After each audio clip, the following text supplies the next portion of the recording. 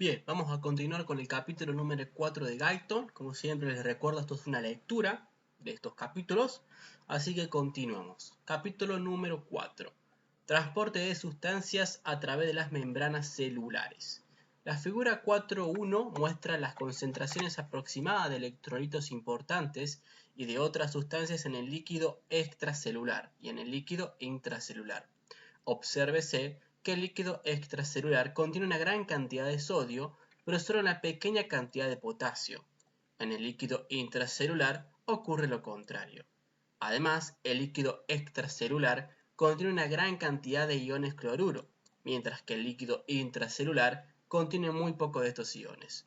Esto ustedes lo tienen que tener en cuenta porque es muy importante cuando tengan que ver el potencial de acción, esta concentración de iones tanto dentro de la célula como fuera de la célula. Continuemos.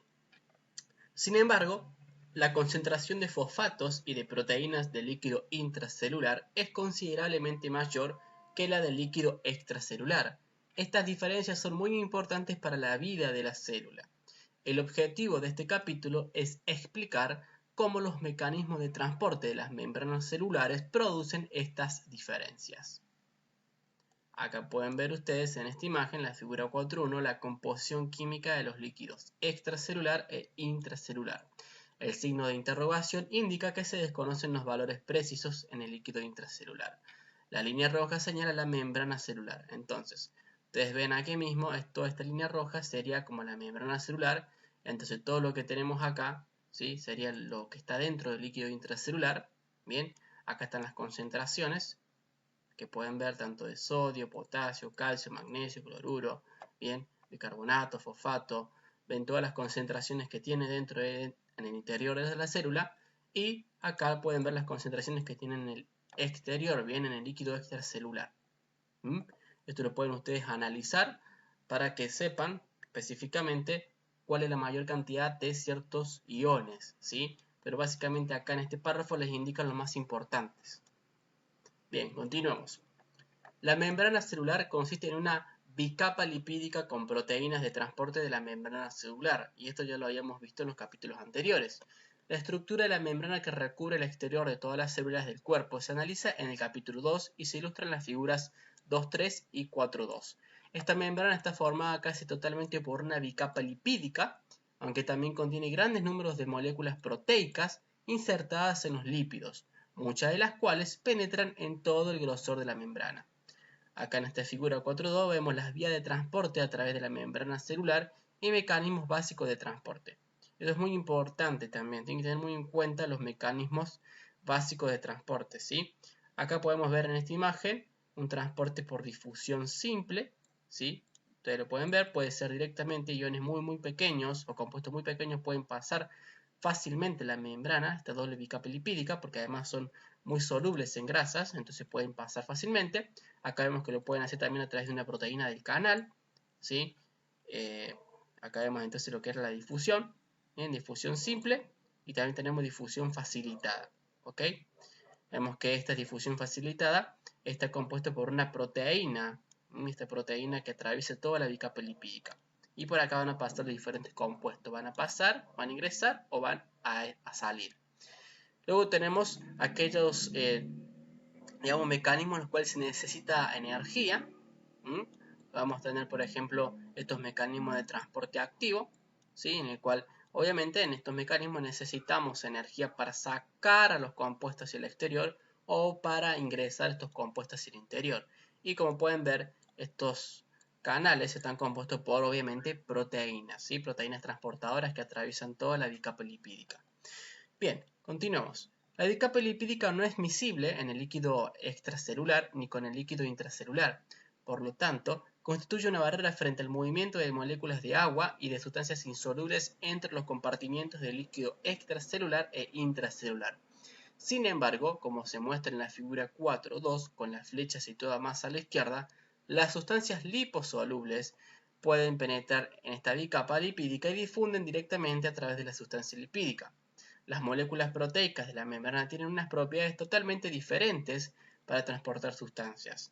Sus estructuras moleculares interrumpen la continuidad de la bicapa lipídica y constituyen una ruta alternativa a través de la membrana celular. Muchas de estas proteínas penetrantes pueden actuar como proteínas transportadoras. Proteínas diferentes actúan de una manera diferente. Algunas tienen espacios acuosos en todo el trayecto del interior de la molécula y permiten el movimiento libre de agua, así como de iones o moléculas seleccionados. Estas proteínas se denominan proteínas de los canales. Otras, denominadas proteínas transportadoras, se unen a las moléculas o iones que van a transportar y cambios conformacionales de las moléculas de la proteína desplazan después las sustancias a través de los intersticios de la proteína hasta el otro lado de la membrana. Las proteínas de los canales y las proteínas transportadoras habitualmente son selectivas para los tipos de moléculas o de iones que pueden atravesar la membrana. Difusión frente a transporte activo. El transporte a través de la membrana celular, ya sea directamente o a través de la capa lipídica o a través de las proteínas, se produce mediante uno de dos procesos básicos, la difusión o transporte activo. Bien, estos son los dos procesos, ya sea difusión o transporte activo. Transporte activo necesita o requiere energía. Aunque hay muchas variaciones de estos mecanismos básicos, la difusión se refiere a un movimiento molecular aleatorio de la sustancia molécula a molécula a través de espacios intermoleculares de la membrana o en combinación con una proteína transportadora, como habíamos visto anteriormente en la imagen, ¿sí? Ahora, la energía que hace que se produzca la difusión es la energía del movimiento cinético normal de la materia. Por el contrario, el transporte activo se refiere al movimiento de iones o de otras sustancias a través de la membrana en combinación con una proteína transportadora, de tal manera que la proteína transportadora hace que la sustancia se mueva contra un gradiente de energía, como desde un estado de baja concentración a un estado de alta concentración. Este movimiento precisa una fuente de energía adicional, además de la energía cinética. En este capítulo se presenta una explicación más detallada de la física básica y de la química física de estos procesos. Difusión. Todas las moléculas e iones de los líquidos corporales, incluyendo las moléculas de agua y las sustancias disueltas, están en movimiento constante, de modo que cada partícula se mueve de manera completamente independiente. El movimiento de estas partículas es lo que los físicos llaman calor. Cuanto mayor sea el movimiento, mayor es la temperatura. Y el movimiento nunca se interrumpe salvo a la temperatura de cero absoluto. Cuando una molécula en movimiento, A, se acerca a una molécula estacionaria, B, las fuerzas electrostáticas y otras fuerzas nucleares de la molécula A rechazan a la molécula B, transfiriendo parte de la energía del movimiento de la molécula A la B. En consecuencia, la molécula B adquiere energía cinética del movimiento, mientras que la molécula A se enlentece, es decir, se hace más lenta, perdiendo parte de su energía cinética. Como se muestra en la figura 4.3, una única molécula en una solución rebota entre las otras moléculas, primero en una dirección, después en otra y así sucesivamente, rebotando de manera aleatoria miles de veces por segundo. Este movimiento continuo de moléculas entre sí en los líquidos o los gases se denomina difusión. Acá pueden ver lo que estuvimos explicando, ¿sí? Figura 4.3, difusión de una molécula de un fluido durante una milésima de segundo. Bien, acá tienen la imagen para que la puedan ver.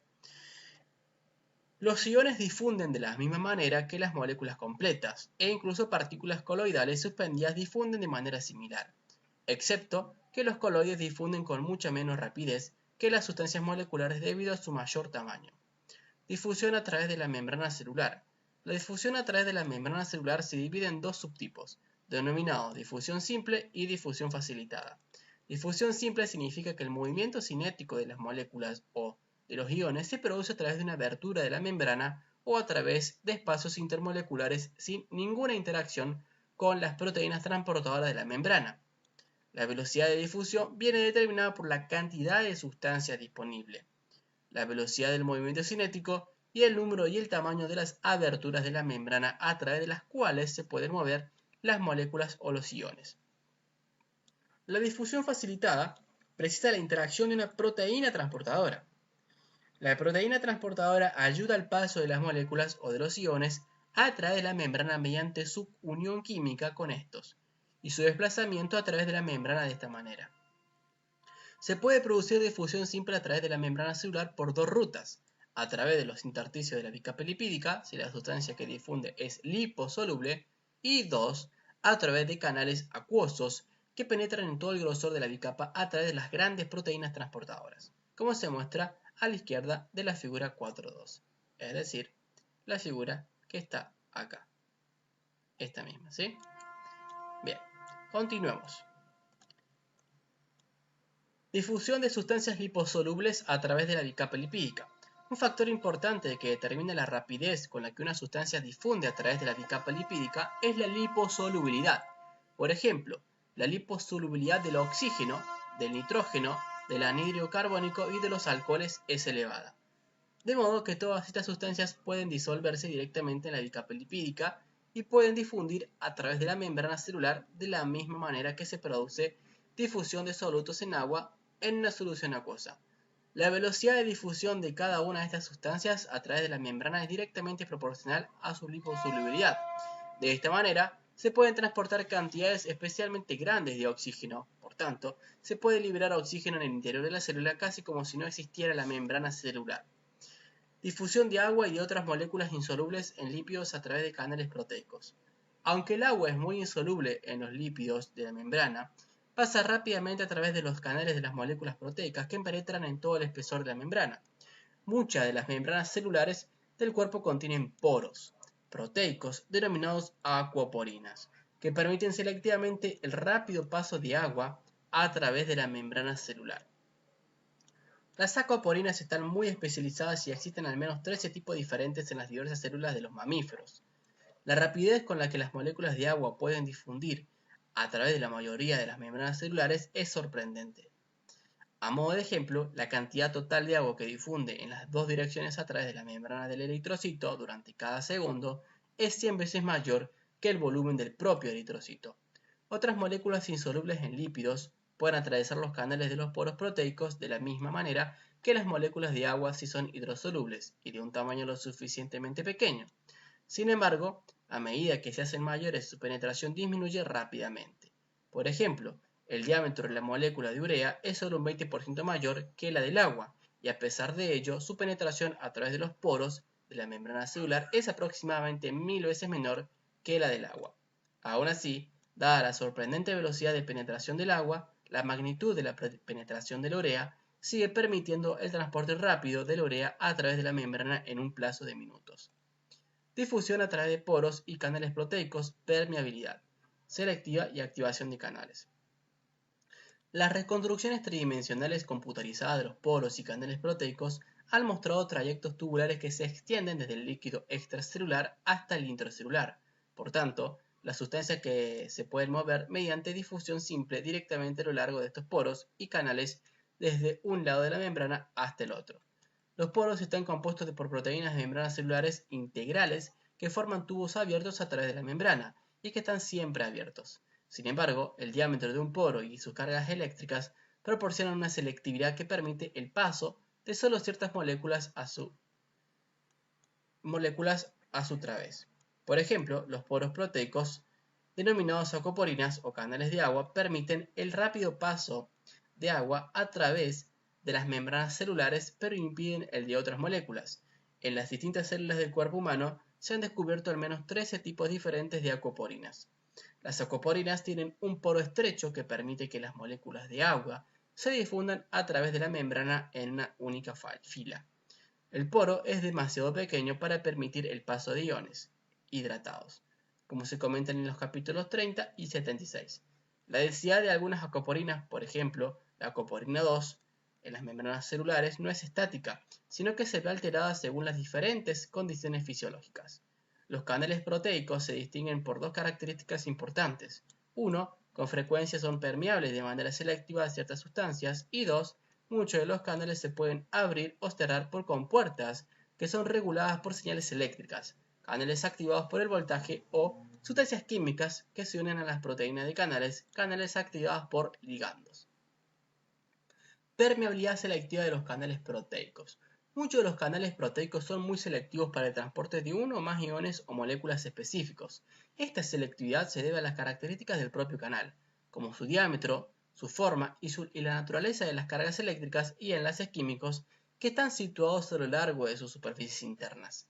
Los canales de potasio permiten el paso de iones a través de la membrana celular con una facilidad aproximadamente 1000 veces mayor que para el paso de iones sodio. Este alto grado de selectividad no puede explicarse completamente por los diámetros moleculares de los iones, ya que los iones potasio son ligeramente mayores a los del sodio. Entonces, ¿cuál es el mecanismo de esta notoria selectividad de iones? La respuesta a esta pregunta llegó en parte cuando se determinó la estructura de un canal de potasio bacteriano mediante la cristalografía de rayos X.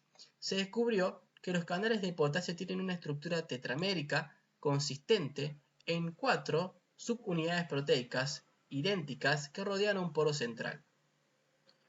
En la parte superior del poro del canal se distribuyen bucles de poro que forman un estrecho filtro de selectividad. Como revestimiento del filtro de selectividad hay oxígenos de carbonilo. Cuando los iones potasio hidratados entran en el filtro de selectividad, interaccionan con los oxígenos del carbonilo y envuelven la mayoría de sus moléculas de agua ligadas, lo que permite que los iones potasio deshidratados pasen a través del canal. Sin embargo, los oxígenos del carbonilo están demasiado separados para permitir su interacción estrecha con los iones sodio, más pequeños, que de este modo son excluidos en la práctica por el filtro de selectividad y no pueden pasar a través del poro. Acá ustedes pueden ver por qué estos canales de potasio tienen mayor selectividad, te lo explica acá mismo el párrafo, tienen mucho mayor selectividad obviamente por los iones potasio que por los del sodio. ¿Está bien? Bueno, continuamos. Acá vemos en esta imagen, la figura 4.4, la estructura de un canal de potasio. El canal está compuesto por 4 subunidades, solo se muestran 2, cada una de ellas con hélices transmembrana. ¿Sí? Acá vemos las hélices transmembrana, bien, la hélice del poro, obviamente, esta es la hélice transmembrana. Bien, todo esto sería la bicapa lipídica, lo que está acá, lo que ustedes ven en transparente. Acá vemos lo que está acá, la membrana, ¿sí? La membrana lipídica, ¿sí? Esa bicapa. Y acá tenemos las hélices de estos poros, ¿sí? De estos canales. Bien, acá es una hélice, acá tenemos la otra. Bien. Cada una de ellas son con hélices transmembrana. En los bucles del poro se forma un filtro selectivamente estrecho y los oxígenos del carbonilo revisten las paredes del filtro de selectividad para formar sitios para la unión transitoria de los iones potasio deshidratados. Acá ven el filtro de selectividad, que lo pueden ver, y acá está pasando los iones potasio, ¿sí? Sería el bucle del poro. Bien, acá pueden ver el exterior, para poner en contexto, ¿no? Y el interior, ¿sí? Este sería el interior de la célula y este sería el exterior, y la membrana celular, ¿bien? Bueno, continuemos. La interacción de los iones potasio con los oxígenos del carbonilo hace que los iones potasio envuelvan sus moléculas de agua ligadas, lo que permite que los iones potasio deshidratados pasen a través del poro. Esto es muy específico, ¿bien? De estos canales potasio. Es muy raro que se lo pregunten, pero bueno, lo pueden tener en cuenta. Se cree que existen diferentes filtros de selectividad que determinan, en gran medida, la especificidad de los diversos canales de cationes o aniones o para iones determinados, como sodio, potasio y calcio, que consiguen acceder a los canales.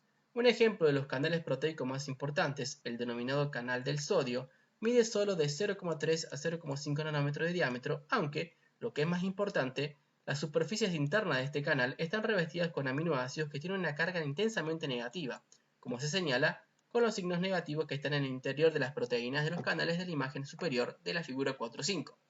Estas cargas negativas intensas pueden arrastrar pequeños iones sodio deshidratados hacia el interior de estos canales, realmente separando los iones sodio de las moléculas de agua que los hidratan. Una vez que están en el canal, los iones sodio difunden en una u otra dirección según las leyes habituales de la difusión. Así, el canal del sodio es altamente selectivo para el paso de iones sodio. Acá pueden ver ustedes en esta imagen, la 4.5, es el transporte de los iones sodio y potasio a través de los canales proteicos. También se muestran los cambios conformacionales de las moléculas proteicas para abrir o cerrar las compuertas que recubren los canales. Vemos el exterior, el interior, la membrana. Acá tenemos una compuerta de sodio cerrada, en que la carga negativa que posee, ¿sí? Tengan en cuenta, este sodio abre su compuerta, bien, acá se cierra la compuerta por el potasio para que no salga, y acá tenemos la compuerta abierta del potasio, ¿sí? Para que salga al exterior. Bien, continuamos.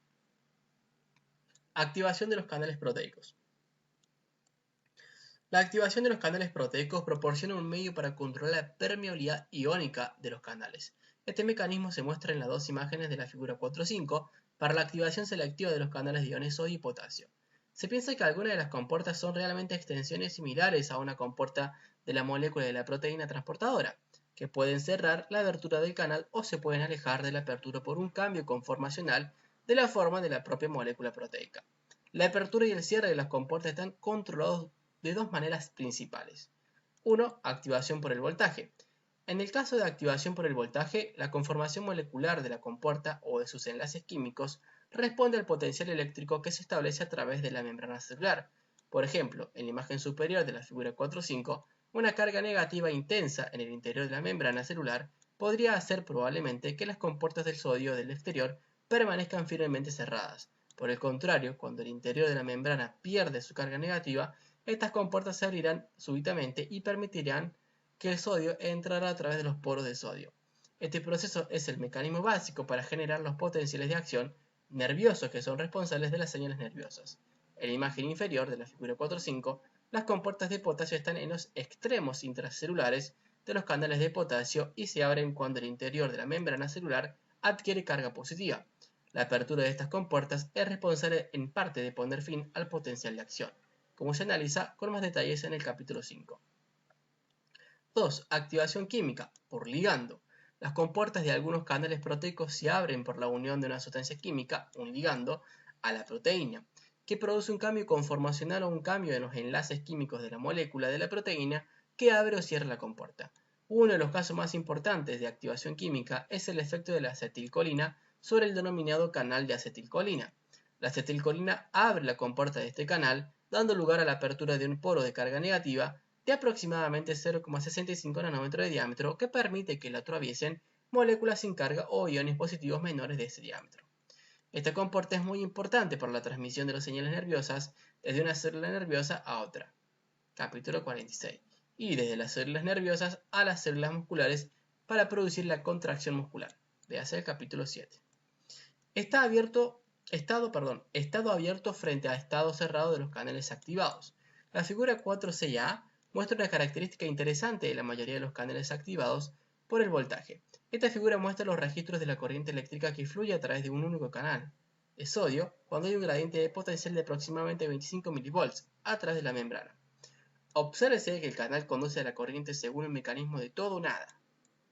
Es decir, la compuerta del canal se abre súbitamente y después se cierra súbitamente, de modo que cada estado abierto dura únicamente desde una fracción de milisegundo hasta varios milisegundos, lo que demuestra la rapidez con la que se producen los cambios durante la apertura y el cierre de las compuertas moleculares proteicas. A un potencial de voltaje dado, el canal puede permanecer cerrado todo o casi todo el tiempo, mientras que a otro nivel de voltaje puede permanecer abierto todo o la mayor parte del tiempo. A los voltajes intermedios, como se muestra en la figura, las compuertas tienden a abrirse y cerrarse súbitamente de manera intermitente, lo que da un flujo medio de corriente que está en algún punto entre el mínimo y el máximo. Acá pueden ver ustedes en esta imagen, figura 4.6, en la imagen A, registro de corriente a través de un único canal de sodio activado por el voltaje, que demuestra el principio de todo o nada para la apertura y el cierre del canal. Acá pueden ver en la imagen, ¿sí? Bien, en esta imagen que la pueden analizar. Bien. Y en la figura B vamos a observar método de pinzamiento zonal de voltaje para registrar el flujo de corriente a través de un canal proteico único. A la izquierda se realiza un registro con un parche de una membrana celular viva. A la derecha se realiza el registro con un parche de la membrana que se ha separado de la célula. Acá lo pueden ver. Registrador. Esta es una célula, obviamente. ¿Sí? Y parche de la membrana. Estas son imágenes para que ustedes lo analicen. Método del pinzamiento zonal de membrana patch clamp para el registro del flujo de las corrientes iónicas a través de canales aislados. Esto no me lo han tomado nunca, pero bueno, lo leemos.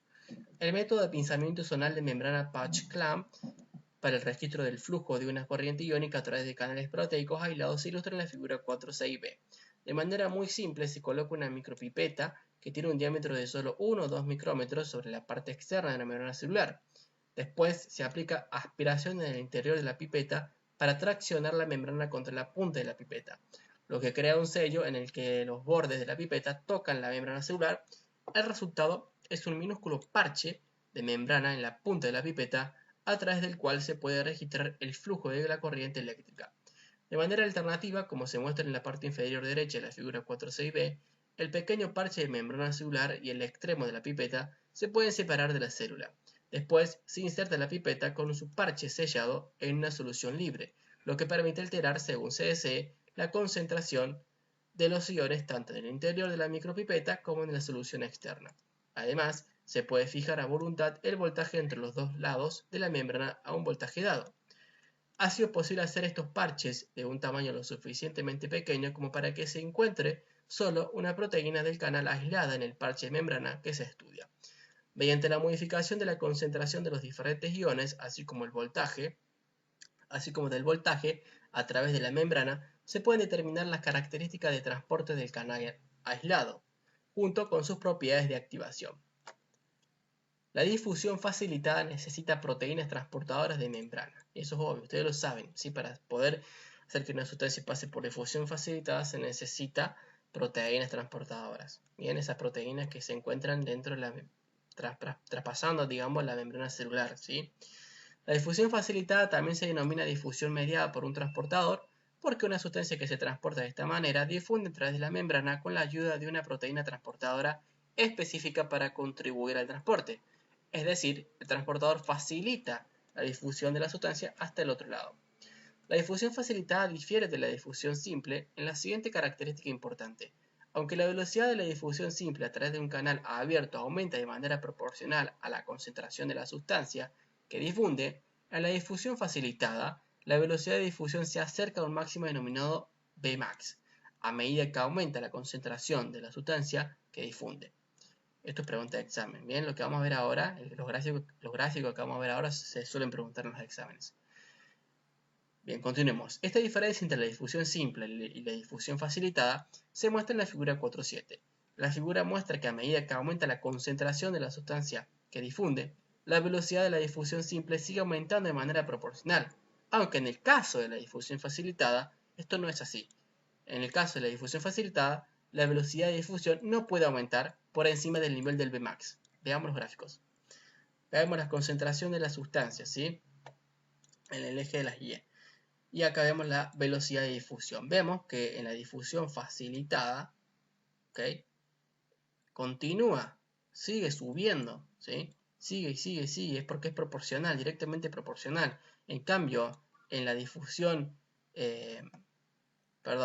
acá me equivoqué, en la difusión simple, ¿sí? Vemos que es directamente proporcional, entonces puede seguir pasando este producto, ¿bien? En cambio, en la difusión facilitada, vemos que se llega a un máximo, ¿está bien? Vemos que se llega al Vmax y hasta acá mismo ya no puede seguir subiendo más, ¿sí? Acá vemos en la figura 4.7 efecto de la concentración de una sustancia sobre la velocidad de difusión a través de una membrana mediante difusión simple y difusión facilitada. Este gráfico muestra que la difusión facilitada se aproxima a una velocidad máxima denominada Vmax. Esto siempre es pregunta de examen, ¿sí? Algo muy parecido está detallado en los videos de bioquímica, en la parte de enzimas, si no mal recuerdo, es el capítulo 2, la parte 2 de enzimas, ¿sí? Bien, continuemos. ¿Qué limita la velocidad de la difusión facilitada? Una posible respuesta es el mecanismo que se ilustra en la figura 4.8. Esta figura muestra que una proteína transportadora con un poro de un tamaño lo suficientemente grande como para transportar una molécula específica a lo largo de una parte de su longitud, también muestra que un receptor de unión en el interior del transportador proteico. La molécula que se va a transportar entra en el poro y queda unida. Después, en una fracción de segundo, se produce un cambio conformacional o químico en la proteína transportadora, de modo que el poro ahora se abre en el lado opuesto de la membrana. Como la fuerza de unión del receptor es débil, el movimiento térmico de la molécula unida hace que se separe y que se libere en el lado opuesto de la membrana. La velocidad a la que se pueden transportar moléculas por este mecanismo nunca puede ser mayor que la velocidad a la que la molécula proteica transportadora puede experimentar el cambio en un sentido y en otro entre sus dos estados. Sin embargo, se debe señalar de manera específica que este mecanismo permite que la molécula transportada se mueva, es decir, difunda en ambas direcciones a través de la membrana. En la figura 4.8 vemos el mecanismo propuesto para la difusión facilitada, ¿sí? Acá vemos la membrana celular, acá vemos a la proteína transportadora, ¿ok? Vemos a la molécula transportada este sería el punto de unión con esa molécula, ¿bien? Una vez que se produce esto, vemos que el canal, que acá estaba, en este caso estaba más o menos cerrado, ¿sí?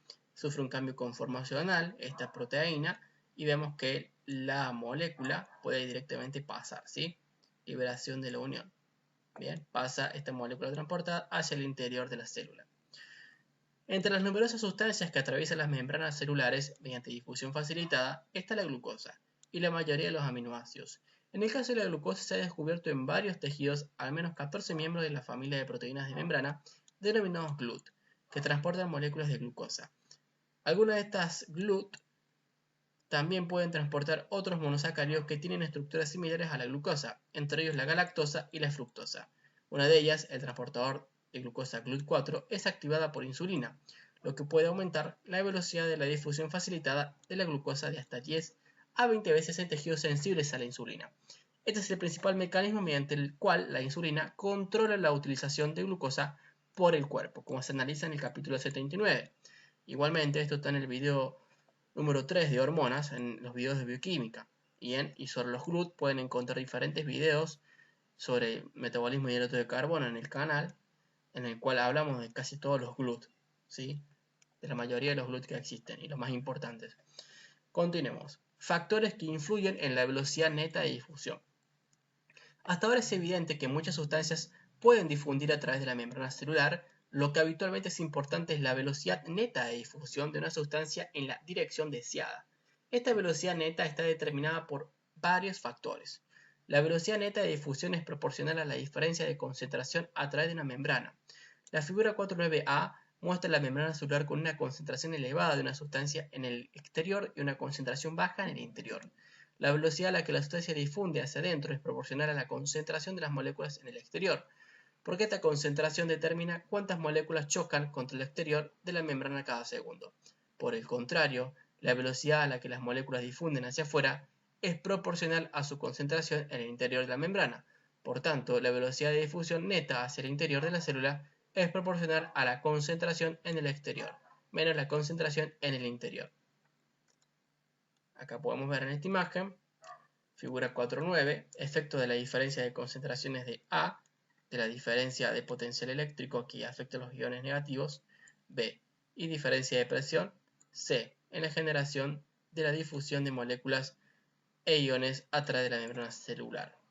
Acá ven esta imagen, acá tenemos la membrana, el exterior y el interior, vemos que hay mayor concentración en el exterior y pasa hacia el interior. Bien, acá vemos en esta otra imagen, y la puedo analizar la imagen en B, y acá vemos la imagen en C. Ustedes pueden directamente analizar esa imagen. Acá vemos que tenemos la difusión neta, menos CE y menos CI, donde CE es la concentración en el exterior y CI es la concentración en el interior. Bien, el efecto del potencial eléctrico de membrana sobre la difusión de iones, el potencial de Nernst. Esto también se suele tomar a veces. Si se aplica un potencial eléctrico a través de la membrana, como se muestra en la figura 4.9b, las cargas eléctricas de los iones hacen que se muevan a través de la membrana aun cuando no haya ninguna diferencia de concentración que produzca el movimiento. Así, en el gráfico izquierdo de la figura 4.9b, la concentración de iones negativos es la misma a los dos lados de la membrana, aunque se ha aplicado una carga positiva al lado derecho de la membrana y una carga negativa al izquierdo, cuadrando un gradiente eléctrico a través de esta. La carga positiva atrae los iones negativos, mientras que la carga negativa los repele. Por tanto, se produce difusión neta desde la izquierda hacia la derecha. Después de un cierto tiempo, se han movido grandes cantidades de iones negativos hacia la derecha, creando la situación que se muestra en el gráfico derecho de la figura 4.9b, en el que se ha producido una diferencia de concentración de los iones en la dirección contraria a la diferencia de potencial eléctrico. La diferencia de concentración ahora tiende a mover los iones hacia la izquierda, mientras que la diferencia eléctrica tiende a moverlos hacia la derecha. Cuando la diferencia de concentración se hace lo suficientemente elevada, los dos efectos se contrarrestan entre sí. A la temperatura corporal normal, 37 grados centígrados. La diferencia eléctrica que permitirá que se alcance el equilibrio entre una diferencia de concentración dada de iones univalentes, como los iones sodio, se pueden determinar a partir de la fórmula siguiente, que se denomina ecuación de Nernst, y esta se suele tomar mucho en física biomédica. Fem en milivoltios es igual a más menos 61 logaritmo sobre C1, bien, de C1 sobre C2, donde Φ es la fuerza electromotriz, voltaje, entre el lado 1 y el lado 2 de la membrana. C1 es la concentración en el lado 1 y C2 es la concentración en el lado 2. Esta ecuación es muy importante para comprender la transmisión de los impulsos nerviosos y se analiza con mucho mayor detalle en el capítulo 5. Efecto de una diferencia de presión a través de la membrana. En ocasiones se produce una gran diferencia de presión entre los dos lados de una membrana permeable. Esta diferencia de presión se produce, por ejemplo, en la membrana capilar sanguínea de todos los tejidos del cuerpo. La presión es aproximadamente de 20 mm de mercurio mayor en el interior del capilar que en el exterior. La presión realmente significa la suma de todas las fuerzas de las diferentes moléculas que chocan contra una unidad de superficie en un momento dado. Por tanto, al tener una presión mayor en un lado de la membrana que en el otro, la suma de todas las fuerzas de las moléculas que chocan con los canales de ese lado de la membrana es mayor que en el otro lado. En la mayor parte de los casos, esta situación se debe a que hay un mayor número de moléculas que chocan cada segundo contra la membrana de un lado que contra el otro lado. La consecuencia es que se dispone de mayores cantidades de energía para producir el movimiento neto de moléculas desde el lado de presión elevada hacia el lado de presión baja.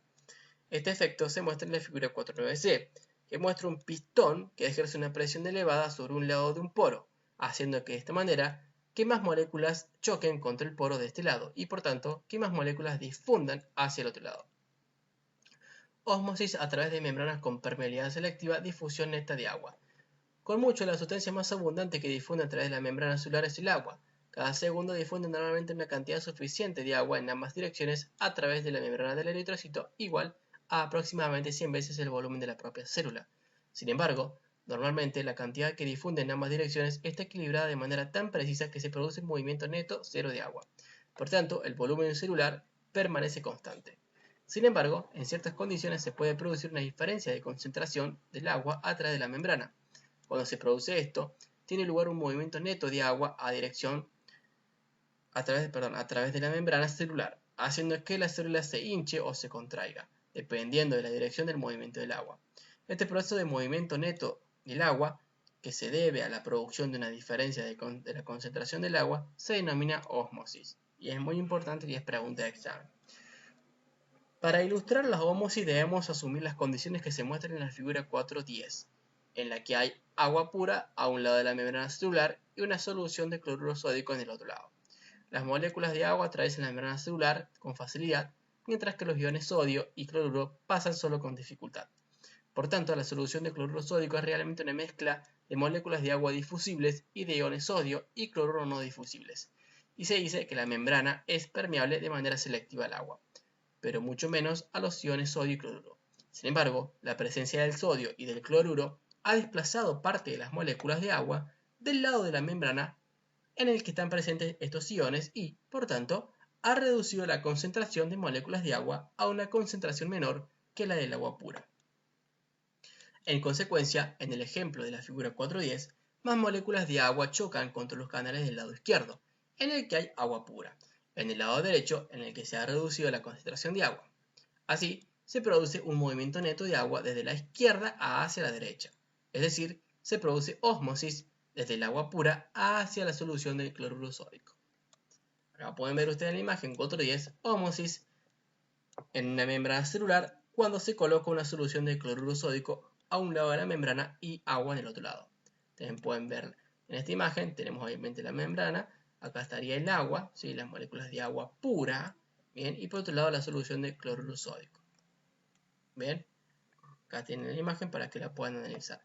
¿Y para qué lado se produce la ósmosis? Obviamente para este lado. Bien, continuemos. Presión osmótica.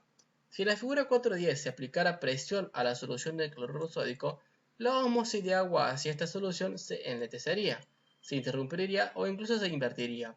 La cantidad de presión necesaria para detener la ósmosis se denomina presión osmótica de la solución de cloruro sódico. Esto también se suele preguntar.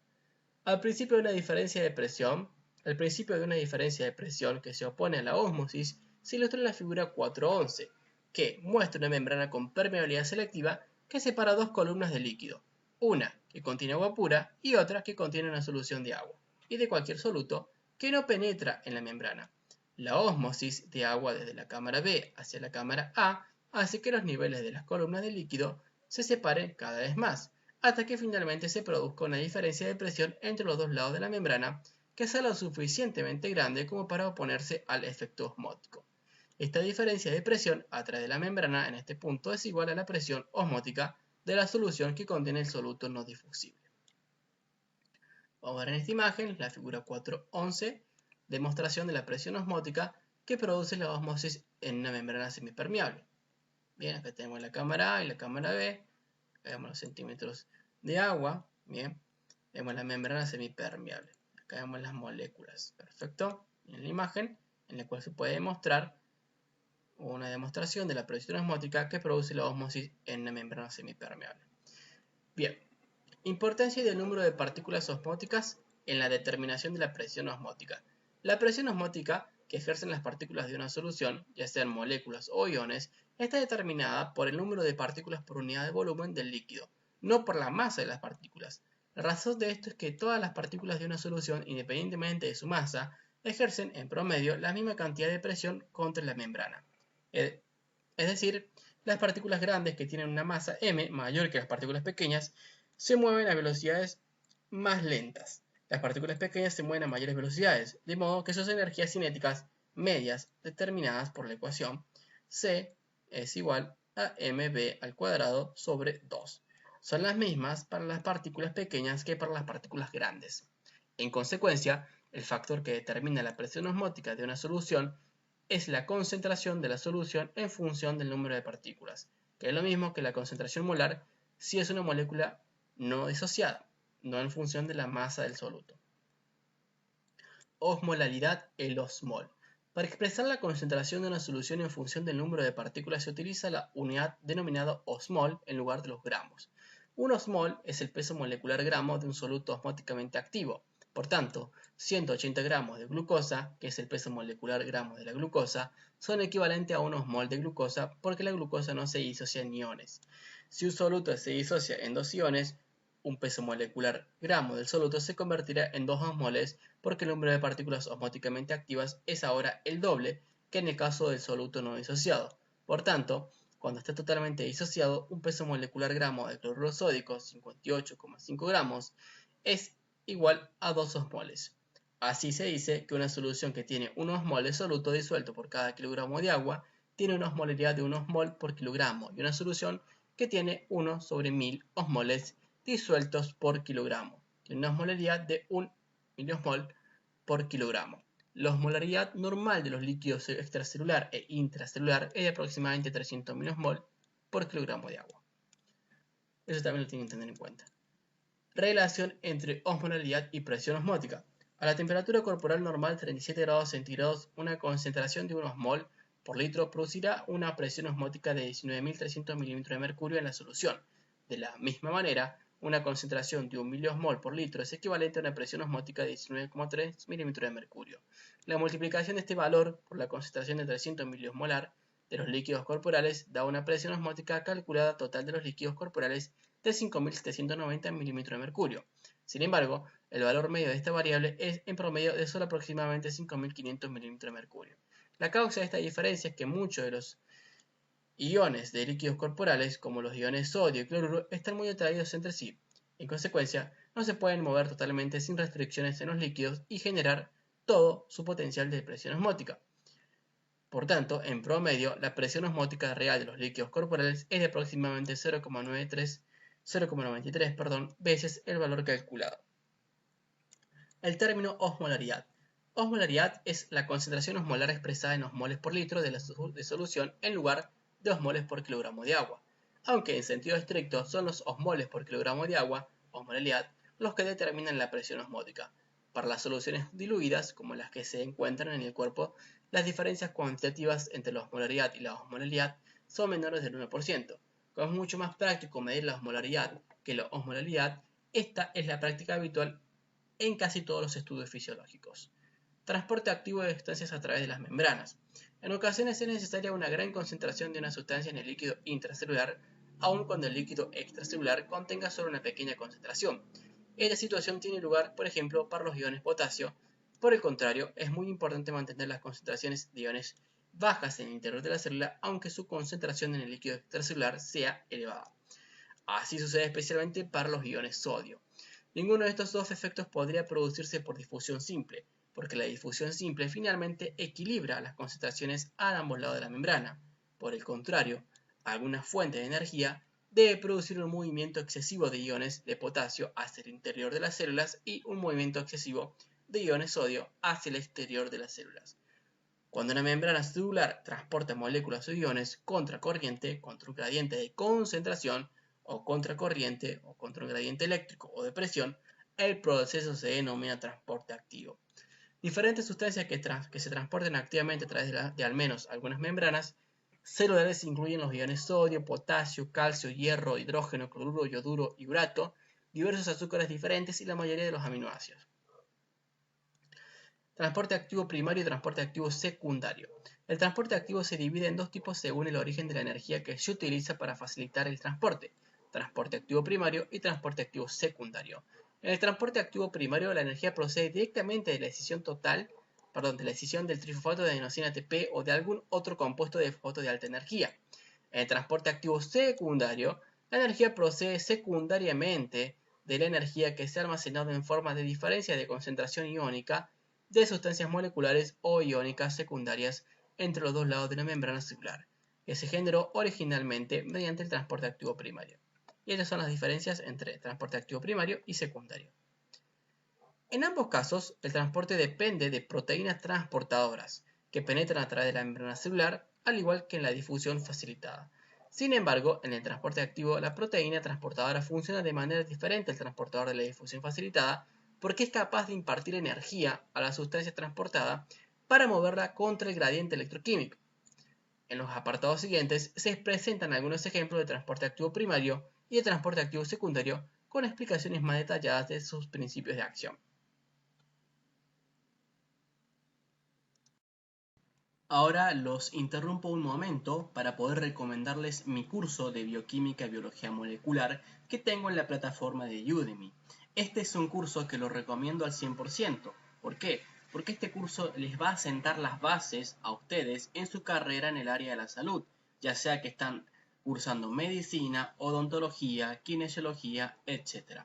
Como pueden ver, es un curso que posee más de 40 horas y ustedes al adquirirlo van a tenerlo de por vida, ¿ok? Una vez que se inscriban, van a tener este curso toda la vida. Como pueden ver, este es el programa que está en el que posee el curso, ¿sí? Estos son todos los videos, son 82 clases. Acá tienen todos los videos del curso. Aquellos que no puedan adquirirlo, ya sea por los métodos de pago que ofrece Udemy, pueden escribirme a mí en el Instagram, que se los voy a dejar abajo en la descripción de este video, para que puedan pedirme un cupón y así yo pasarles este curso. Perfecto. Ahora, además de este curso, también si ustedes entran en la página de Medicina Total en la plataforma de Udemy, van a poder observar que hay dos cursos más, en Biología Humana y Fisiología Endocrina. Este curso de Fisiología Endocrina está basado básicamente en el libro de Guyton. Pero igualmente yo les recomiendo que ustedes hagan el curso de Bioquímica y Biología Molecular. ¿Por qué? Porque, como les repito, les va a sentar una muy buena base para que puedan desarrollarse en las otras materias en su carrera en el área de la salud. No los interrumpo más y los dejo con la lectura de Guyton. Transporte activo primario. La bomba sodio y potasio transporta iones de sodio hacia el exterior de las células e iones potasio hacia el interior. Entre las sustancias que se transportan mediante transporte activo primario están el sodio, el potasio, el calcio, el hidrógeno, el cloruro y algunos otros iones. El mecanismo de transporte activo que se ha estudiado con mayor detalle es la bomba sodio-potasio, la que ven acá, sodio-potasio, ¿sí? Que es el proceso de transporte que bombea iones sodio hacia afuera o a través de la membrana celular de todas las células, y al mismo tiempo bombea iones potasio desde el exterior hacia el interior. Eso lo tienen que saber, si bien el funcionamiento de la bomba de sodio y potasio es muy importante. Esta bomba es responsable de mantener las diferencias de concentración de sodio y de potasio a través de la membrana celular, así como de establecer un voltaje eléctrico negativo en el interior de las células. De hecho, en el capítulo 5, muestra que esta bomba también es la base de la función nerviosa porque permite transmitir las señales nerviosas por todo el sistema nervioso. Entonces, ¿cuál es el mecanismo de transporte activo de esta bomba? Bien, lo que hace es transportar iones sodio hacia afuera, bien, hacia afuera, y transporta por otro lado iones potasio desde el exterior hacia el interior. Bien, continuemos con la lectura. Entonces, acá ustedes lo tienen que tener en cuenta, bien, transporta iones sodio hacia afuera e iones potasio hacia el interior. Continuemos con la lectura. La figura 4.12 muestra los componentes físicos básicos de la bomba sodio y potasio. La proteína transportadora es un complejo formado por dos proteínas globulares distintas, una de mayor tamaño, denominada su unidad alfa, que tiene un peso molecular de aproximadamente 100.000, y una más pequeña, denominada su unidad beta, que tiene un peso molecular de aproximadamente 55.000. Aunque se desconoce la función de la proteína de menor tamaño, excepto que podría anclar el complejo proteico en la membrana lipídica, la proteína de mayor tamaño tiene tres características específicas que son importantes para el funcionamiento de la bomba. 1. Tiene 3 puntos receptores para la unión de iones sodio en la porción de la proteína que protruye hacia el interior de la célula. ¿Okay? Y 2. Tiene 2 puntos receptores para iones potasio en el exterior.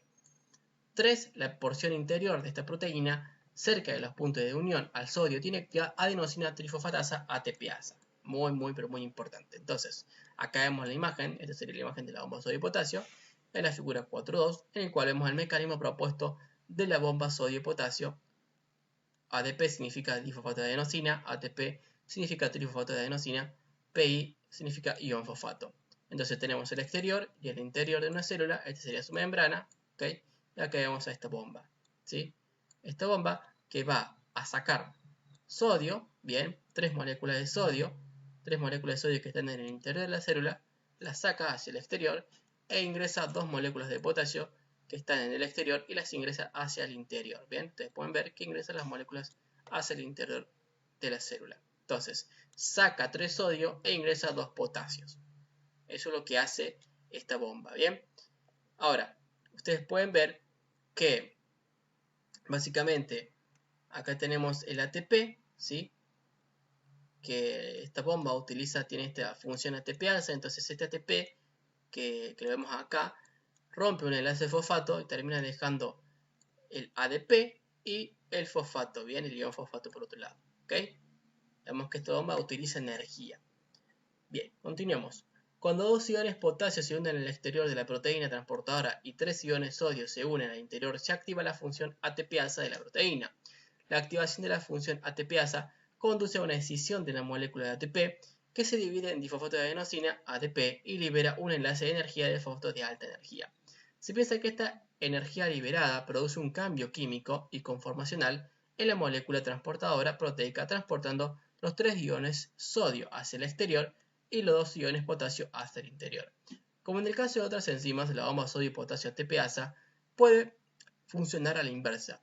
Si se aumentan experimentalmente los gradientes electroquímicos de sodio y potasio en un grado suficiente para que la energía que se almacena en sus gradientes sea mayor que la energía química de la hidrólisis del ATP, estos iones se desplazarán según sus gradientes de concentración y la bomba sodio y potasio sintetizará ATP a partir de ADP y fosfato. Por tanto, la forma fosforilada de la bomba sodio y potasio puede donar su fosfato al ADP para producir fosfato o puede utilizar la energía para modificar su conformación y bombear sodio fuera de la célula y potasio hacia el interior de la célula.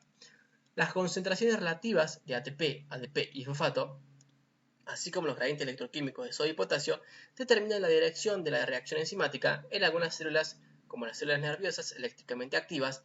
El 60% y 70% de la necesidad de energía de las células puede estar dedicado a bombear sodio fuera de la célula y potasio hacia el interior de la célula. La bomba sodio y potasio es importante para controlar el volumen celular. Una de las funciones más importantes de la bomba sodio y potasio es controlar el volumen de todas las células. Sin la función de esta bomba, la mayoría de las células del cuerpo se hincharían hasta explotar. El mecanismo para controlar el volumen es el siguiente. En el interior de la célula hay grandes cantidades de proteínas y de otras moléculas orgánicas que no pueden escapar de la célula. La mayoría de estas proteínas y otras moléculas orgánicas tienen carga negativa y, por tanto, atraen grandes cantidades de potasio, sodio y también de otros iones positivos. Todas estas moléculas e iones producen ósmosis de agua hacia el interior de la célula. Salvo que este proceso se detenga, la célula se hincharía indefinidamente hasta que explote. El mecanismo normal para impedir este resultado es la bomba sodio y potasio. Obsérvese de nuevo que este dispositivo bombea 3 iones sodio hacia el exterior de la célula por cada 2 iones potasio que bombea hacia el interior. Además, la membrana es mucho menos permeable a los iones sodio que a los iones potasio, de modo que una vez que los iones sodio están en el exterior, tienen una intensa tendencia a permanecer ahí. Así, este proceso representa una pérdida neta de iones hacia el exterior de la célula, lo que inicia también la ósmosis de agua hacia el interior de la célula.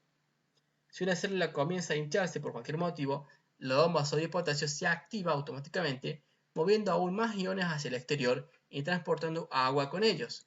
Por tanto, la bomba sodio y potasio realiza una función continua de vigilancia para mantener el volumen celular normal. Esto también es importante, todo lo que le hemos leído acá, y es pregunta de examen. Naturaleza electrógena de la bomba sodio y potasio. El hecho de que la bomba sodio y potasio desplace 3 iones sodio hacia el exterior de cada 2 iones potasio que desplaza hacia el interior significa que se desplaza una carga positiva neta desde el interior de la célula hasta el exterior en cada ciclo de bombeo. Esta acción genera positividad en el exterior de la célula, aunque produce un déficit de iones positivos en el interior de la célula, es decir, produce negatividad en el interior. Por tanto, se dice que la bomba sodio y potasio es electrógena, porque genera un potencial eléctrico a través de la membrana celular, como se analiza en el capítulo 5. Este potencial eléctrico es un requisito básico en las fibras nerviosas y musculares para transmitir señales nerviosas y musculares. Transporte activo primario de iones calcio. Otro mecanismo importante de transporte activo primario es la bomba de calcio. ¿Sí? Los iones calcio normalmente se mantienen en una concentración muy baja en el citosol intercelular de prácticamente todas las células del cuerpo, una concentración aproximadamente 10.000 veces menor que en el líquido extracelular. Este nivel de mantenimiento se consigue principalmente mediante las dos bombas de calcio que funcionan mediante transporte activo primario. Una de ellas, que está en la membrana celular, bombea calcio hacia el exterior de la célula.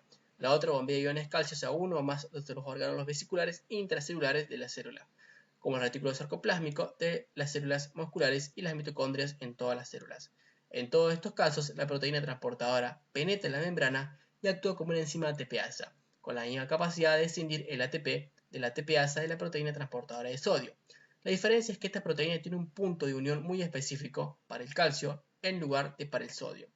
Transporte activo primario de iones hidrógeno. El transporte activo primario de los iones hidrógeno es importante en dos localizaciones del cuerpo. Uno, en las glándulas gástricas del estómago, y dos, en la porción distal de los túbulos distales y en los conductos colectores corticales de los riñones. En las glándulas gástricas, las células parietales que están en las capas profundas tienen el mecanismo activo primario más potente de transporte de iones hidrógenos de todo el cuerpo. Este mecanismo es la base para secretar ácido clorhídrico en las secreciones digestivas del estómago. En el extremo del sector de las células parietales de las glándulas gástricas, la concentración de iones hidrógeno aumenta hasta 1.000.000 de veces y después se libera hacia el estómago junto con iones cloruro para formar ácido clorhídrico. En los túbulos renales hay células intercaladas especiales en la porción distal de los túbulos distales y en los conductos colectores, que también transportan iones hidrógeno mediante transporte activo primario. En este caso, se secretan grandes cantidades de iones hidrógeno desde la sangre hacia la orina con el objetivo de eliminar de los líquidos corporales el exceso de iones hidrógeno. Los iones hidrógeno se pueden segregar hacia la orina contra un gradiente de concentración de aproximadamente 900 veces. La energética del transporte activo primario. La cantidad de energía necesaria para transportar activamente una sustancia a través de una membrana viene determinada por cuánto se concentra la sustancia durante el transporte, en comparación con la energía necesaria para concentrar 10 veces una sustancia. Concentrarla 100 veces precisa el doble de energía y concentrarla 1000 veces precisa el triple de energía. En otras palabras, la energía necesaria es proporcional el logaritmo del grado en que se concentra la sustancia, según se expresa con la fórmula siguiente. La energía en calorías por osmol es igual a 1400 por logaritmo de C1 sobre C2. Así expresado en calorías, la cantidad de energía necesaria para concentrar 10 veces un osmol de una sustancia es de aproximadamente 1400 calorías, mientras que para concentrarla 100 veces se necesitan 2800 calorías. Se puede ver que el gasto energético para concentrar las sustancias en las células o para eliminar sustancias de las células contra un gradiente de concentración puede ser muy grande. Algunas células, como las que tapizan los túbulos renales y muchas células glandulares, gastan hasta el 90% de su energía solo con esta finalidad. Transporte activo secundario, cotransporte y contratransporte. Cuando los iones sodio se transportan hacia el exterior de las células mediante transporte activo primario, habitualmente se establece un gran gradiente de concentración de iones sodio a través de la membrana celular. con una concentración elevada fuera de la célula y una concentración baja en su interior. Este gradiente representa un almacén de energía porque el exceso de sodio en el exterior de la membrana celular siempre intenta difundir hacia el interior. En condiciones adecuadas, esta energía de difusión del sodio puede arrastrar otras sustancias junto con el sodio a través de la membrana celular. Este fenómeno, denominado cotransporte, es una forma de transporte activo secundario. Para que el sodio arrastre otra sustancia con él, es necesario un mecanismo de acoplamiento, lo cual se consigue por medio de otra proteína transportadora en la membrana celular. En este caso, el transportador actúa como un punto de unión tanto para el ion sodio como para la sustancia que se va a transportar. Una vez que los dos están unidos, el gradiente de energía del ion sodio hace que este ion y la otra sustancia sean transportadas juntos hacia el interior de la célula. En el contratransporte, los iones sodio intentan una vez más difundir hacia el interior de la célula debido a su gran gradiente de concentración. Sin embargo, esta vez la sustancia que se va a transportar está en el interior de la célula y se debe transportar hacia el exterior. Por tanto, el ion sodio se une a la proteína transportadora en el punto en el que se proyecta hacia la superficie exterior de la membrana, mientras que la sustancia que se va a contratransportar se une a la proyección interior de la proteína transportadora. Una vez que ambos se han unido, se produce un cambio conformacional y la energía liberada por la acción del ion sodio que se mueve hacia el interior hace que la otra sustancia se mueva hacia el exterior. Bien. Contratransporte de glucosa y aminoácidos junto con iones sodio. Lo que leímos anteriormente, ¿sí? Del cotransporte y el contratransporte, básicamente en el cotransporte dos sustancias pasan continuamente hacia la misma dirección y en el contratransporte es lo opuesto, ¿bien? Pasa una sustancia, va hacia una dirección y pasa la otra hacia otra dirección. Bien. Cotransporte de glucosa y aminoácidos junto con iones sodio. La glucosa y muchos aminoácidos se transportan hacia el interior de la mayor parte de las células contra grandes gradientes de concentración. El mecanismo de esta acción es totalmente mediante cotransporte, como muestra la figura 4.13. Se debe observar que la proteína transportadora tiene dos puntos de unión para su cara externa, uno para el sodio y otro para la glucosa. Además, la concentración de los iones sodio es alta en el exterior y baja en el interior, lo que suministra la energía para el transporte. Una propiedad especial de la proteína transportadora es que no producirá un cambio conformacional que permita el movimiento de sodio hacia el interior hasta que también una molécula de glucosa se una. Cuando ambos están unidos se produce el cambio conformacional y el sodio y la glucosa son transportados al interior al mismo tiempo hacia el interior de la célula. Por tanto, este es un mecanismo de cotransporte sodio-glucosa. Los cotransportadores de sodio y glucosa son mecanismos especialmente importantes en el transporte de la glucosa a través de las células epiteliales renales e intestinales, según se expone en los capítulos 28 y 66. Acá vemos en esta imagen la figura 4.13, mecanismo propuesto para el cotransporte con sodio de la glucosa. Vemos que acá tenemos un punto de unión para el sodio y un punto de unión para la glucosa. Acá tenemos sodio y glucosa. Como es un cotransporte, va a pasar tanto el sodio como la glucosa hacia el interior de la célula, ¿sí? El cotransporte con sodio de los aminoácidos se produce de la misma manera que para la glucosa, o sea que es lo mismo que esto.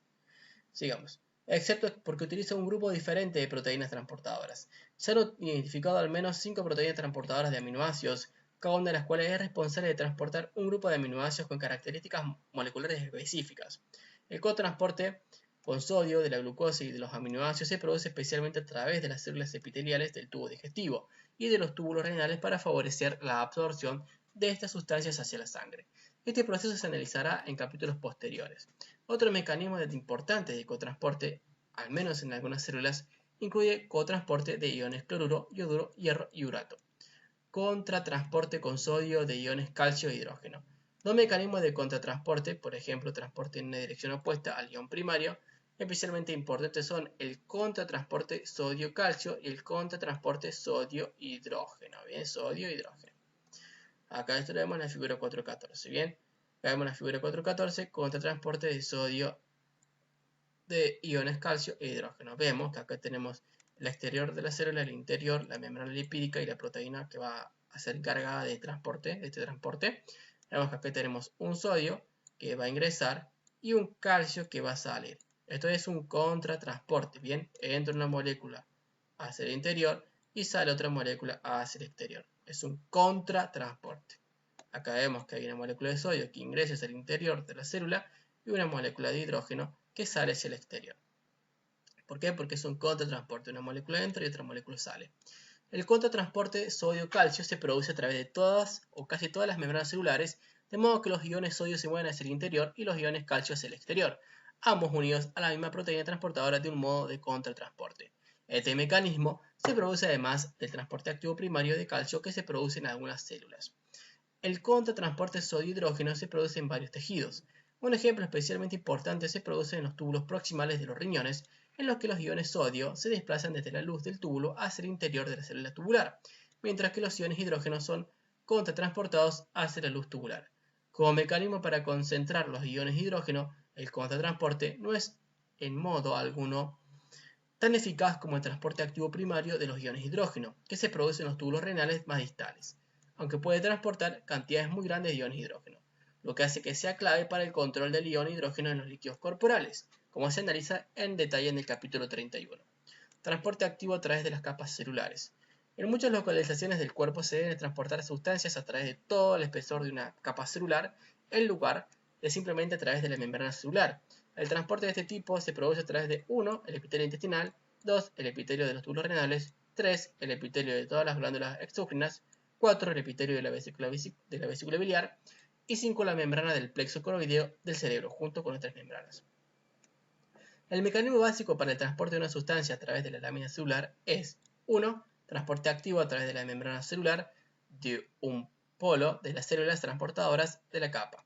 Y después, 2. Difusión simple o difusión facilitada a través de la membrana del polo opuesto de la célula. La figura 4.15 muestra un mecanismo para el transporte de los iones sodio a través de la capa epitelial de los intestinos, de la vesícula biliar y de los túbulos renales. Esta figura muestra que las células epiteliales están conectadas entre sí íntimamente en el polo luminal por medio de uniones.